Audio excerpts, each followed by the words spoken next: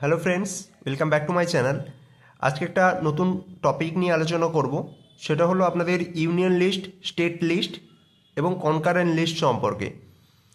তো এম লক্ষ্মীকান্তের বই রয়েছে এখানে, অর্থাৎ কোন কোন টপিকগুলোর উপরে ইউনিয়নের অধিকার রয়েছে, কোন কোন টপিকগুলোর উপরে স্টেটের অধিকার রয়েছে এবং কোন কোন টপিকের ওপরে স্টেট এবং ইউনিয়ন দুজনেই তার অধিকার বিস্তার করতে পারে।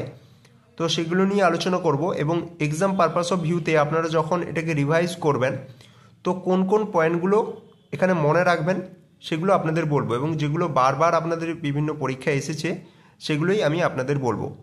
তো প্রথমে আমরা দেখে নেব যে ইউনিয়ন লিস্ট। তো ইউনিয়ন লিস্টের ক্ষেত্রে প্রথমে যেটা দেখব সেটা হচ্ছে প্রিভিয়াসলি এখানে কতগুলো আপনাদের টপিক ছিল এবং বর্তমানে কতগুলো টপিক রয়েছে সেই ব্যাপারটা। প্রিভিয়াসলি এখানে 97টা টপিক ছিল, বর্তমানে এখানে 98টা টপিক রয়েছে, এটা কিন্তু জিজ্ঞেস করে। এবার ইউনিয়ন লিস্টের মধ্যে আমরা কতগুলো ইম্পর্ট্যান্ট পয়েন্ট আমরা দেখে নেব। ফার্স্ট যেটা রয়েছে সেটা হচ্ছে ডিফেন্স অফ ইন্ডিয়া। ঠিক আছে, ডিফেন্স অফ ইন্ডিয়া এটা হচ্ছে আপনাদের প্রথম আপনাদের লিস্টের একটা পয়েন্ট যেটা আপনাদের মনে রাখতে হবে। সেকেন্ড পয়েন্ট যেটা সেটা হচ্ছে আপনারা চলে যান, সেটা হচ্ছে সিটিজেনশিপ। সিটিজেনশিপ হচ্ছে সেকেন্ড পয়েন্ট। থার্ড পয়েন্ট হলো রেলওয়েজ। ফোর্থ পয়েন্ট হচ্ছে national highways. Fifth point shipping and navigation on national waterways. যেগুলো ন্যাশনাল ওয়াটারওয়েজ রয়েছে সেগুলোতে ইউনিয়নের অধিকার থাকবে। তারপরে চলে যাব একদম কারেন্সি। তার নিচে ইন্টারস্টেট ট্রেড অ্যান্ড কমার্স, অর্থাৎ দুটো পার্শ্ববর্তী স্টেট বা তার দুটো আলাদা স্টেটের মধ্যে যখন আপনাদের ট্রেড হবে তখন কিন্তু সেখানে ইউনিয়নের অধিকার থাকবে। নেক্সট যে পয়েন্টটা যাব সেটা হলো দেখুন ইন্স্যুরেন্স। ইন্স্যুরেন্স এখানে কিন্তু খুবই ইম্পর্ট্যান্ট একটা পয়েন্ট। তারপরে যে পয়েন্টটা সেটা হলো সেন্সাস। সেন্সাসের পরে চলে যাব এবার আপনাদের ট্যাক্সের ক্ষেত্রে। ইম্পর্ট্যান্ট একটা পয়েন্ট যেখানে দেখুন সেটা হচ্ছে কর্পোরেশন ট্যাক্স রয়েছে। তারপর রয়েছে আপনাদের custom duties including export duties. ঠিক আছে, অর্থাৎ কাস্টম ডিউটিস তার মধ্যে এক্সপোর্ট ডিউটিস এগুলো কিন্তু পড়ছে। আচ্ছা, এক্সাইজ ডিউটির মধ্যে কোন কোন জিনিসগুলো পড়ছে? এক নম্বর দেখুন পেট্রোলিয়াম ক্রুড, তারপর রয়েছে high speed diesel, petrol, natural gas, tobacco and tobacco products, এগুলো সব কিন্তু ইউনিয়ন লিস্টের মধ্যে পড়বে। ঠিক আছে, আচ্ছা ইউনিয়ন লিস্ট থেকে এই পয়েন্টগুলো করলেই হবে। এরপর চলে যাব আমরা স্টেট লিস্টে। স্টেট লিস্টে প্রিভিয়াসলি 66টা টপিক ছিল, প্রেজেন্টলি সেখানে আপনাদের 59টা টপিক রয়েছে। ফার্স্ট এখানে যেটা থাকবে পড়তে মনে রাখতে হবে সেটা হলো পুলিশ, অর্থাৎ স্টেট পুলিশ, সেটা হচ্ছে স্টেট লিস্টের আন্ডারে। তারপর চলে যাই 5 পয়েন্ট আপনারা দেখুন যেটা সেটা হচ্ছে লোকাল সেলফ গভর্নমেন্ট। ঠিক আছে, লোকাল সেলফ গভর্নমেন্ট। তারপরে এগ্রিকালচার, যেটা বহুবার পরীক্ষা এসেছে, এগ্রিকালচার এটা কিন্তু স্টেট লিস্টের মধ্যে পড়বে। তারপর ফিশারিজ, ইন্ডাস্ট্রিজ এগুলো রয়েছে।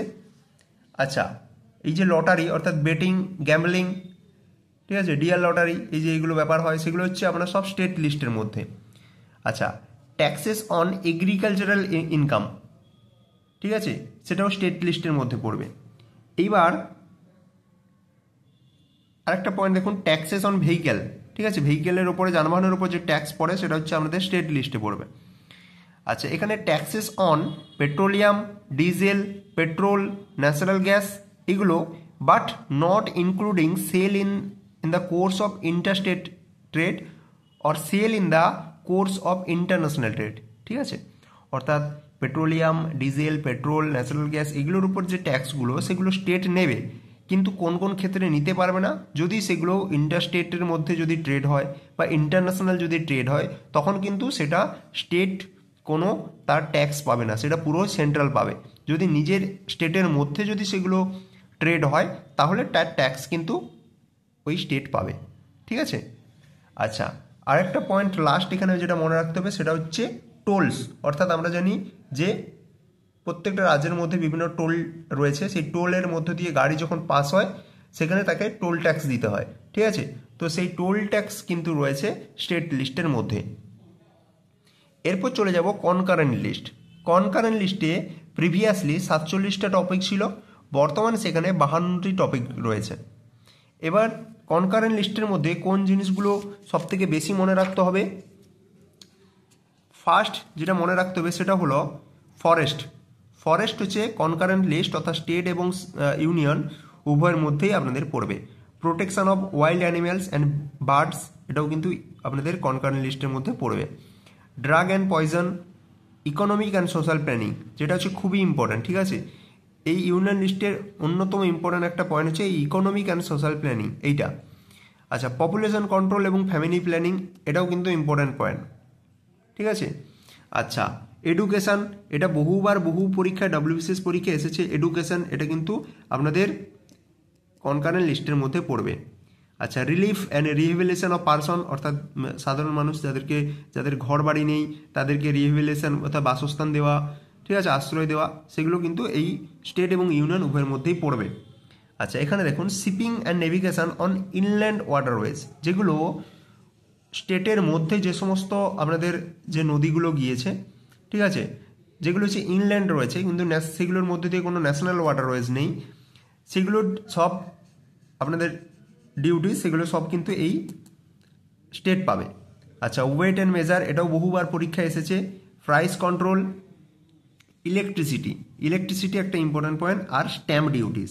তাহলে এই পয়েন্টগুলো মনে রাখতে হবে, যেমন স্ট্যাম্প ডিউটিস রয়েছে, ইলেকট্রিসিটি রয়েছে, ওয়েট অ্যান্ড মেজার রয়েছে, আর এখানে আপনাদের ইকোনমিক অ্যান্ড সোশ্যাল প্ল্যানিং রয়েছে, পপুলেশন কন্ট্রোল রয়েছে, ঠিক আছে, আর এখানে এডুকেশন রয়েছে। তো এই পয়েন্টগুলো কনকারেন্ট লিস্টের মধ্যে ইম্পর্ট্যান্ট রয়েছে। আর যদি স্টেট লিস্টের মধ্যে পড়েন তাহলে স্টেট লিস্টের মধ্যে পুলিশ ইম্পর্ট্যান্ট রয়েছে, এখানে এগ্রিকালচার ইম্পর্ট্যান্ট রয়েছে, ঠিক আছে, আর ট্যাক্সেস অন ভেহিক্যাল, এইটা আপনারা এখান থেকে মনে রাখতে পারেন। আর ইউনিয়ন লিস্টের মধ্যে এখানে সিটিজেনশিপ, রেলওয়ে, কারেন্সি, ঠিক আছে, তারপর সেন্সাস, এগুলো কিন্তু ইম্পর্টেন্ট আছে। অর্থাৎ 3টে সি এখান থেকে খুবই ইম্পর্টেন্ট থাকে, একটা হচ্ছে সেন্সাস, একটা কারেন্সি, একটা হচ্ছে সিটিজেনশিপ, এগুলো ইম্পর্টেন্ট থাকে, ঠিক আছে। তো এই হচ্ছে আপনাদের এই চ্যাপ্টারটা, অর্থাৎ subject of union, state and concurrent list. এইভাবে আপনারা কিন্তু এই চ্যাপ্টারটা রিভাইজ করতে পারেন। অবশ্যই প্রিভিয়াসলি কতগুলো টপিক ছিল, প্রেজেন্ট কতগুলো টপিক রয়েছে, সেটা কিন্তু আপনাকে মনে রাখতে হবে, এটা কিন্তু এক্সামে পড়ে। তো দেখা হবে নতুন একটা টপিক নিয়ে, এইভাবে কিন্তু রিভিশনের সময় আলোচনা করব আপনাদের সঙ্গে। আপনারা কেমন হয়েছে অবশ্যই কমেন্ট বক্সে কমেন্ট করে জানাবেন।